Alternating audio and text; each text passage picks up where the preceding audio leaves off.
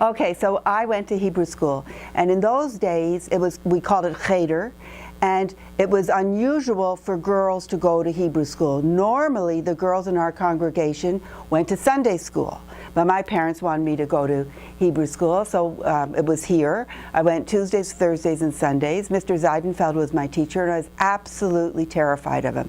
First of all, I went to a girls' school, the girls' private school, so I wasn't used to men teachers. He was I believe he was foreign born. He had an accent. I don't know if he was from Europe or he was from Israel. I think he was a kind person, but he had this stick, and he never ever hit a child. And I think he would just bang the stick on the table or on the board, but I was terrified of him. And every single Tuesday and Thursday I used to get sick to my stomach because I was so nervous about going.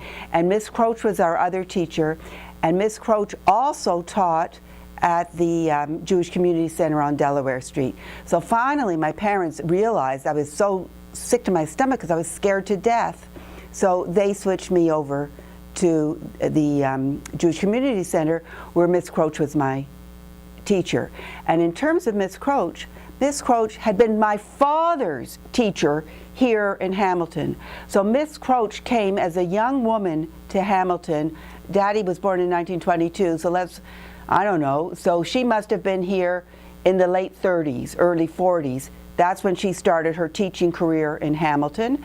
I do remember Rabbi Joshua Katz, also at the center, and he was a nice person. I remember him quite well. But I just want to add that I was Miss Croach's favorite, okay? Like, she really liked me. It was great. I loved it. You know, who doesn't like being teacher's pet? And years and years later, I got to know Miss Croach again, and I was frankly very happy that I was able to care for her. So I got to know her. Her mother, who I don't really remember when I was a child, her mother lived in Baycrest. And I sometimes went with Miss Croach to visit her mother. Her mother was 100% mentally capable, but she was a very old lady when I took Miss Croach there. And later on, Miss Croach herself went into Lincoln Place. Okay, this is not relevant. Talk to me about her parents. I want to know about her parents. Okay, so at junior congregation, which I loved, I remember my grandfather, Frank Goldblatt, took me and Jay Rosenblatt, my first cousin. We went to junior congregation with Dee Dee the week before junior congregation opened. He was so thrilled to take us, and then after that we went every single Saturday. We loved it. And we were, I guess, a little bit older in USY.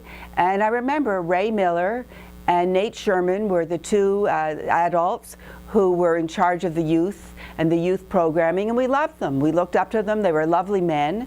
And Annette was talking earlier about going to an E.C. Rusi conference, and she said how much that was nice having her parents around. We all felt it was nice having her parents around too, because here we were in a different place. I remember going to Toronto to an E.C. Rusi convention, and it was nice knowing that Mr. and Mrs. Sherman were there.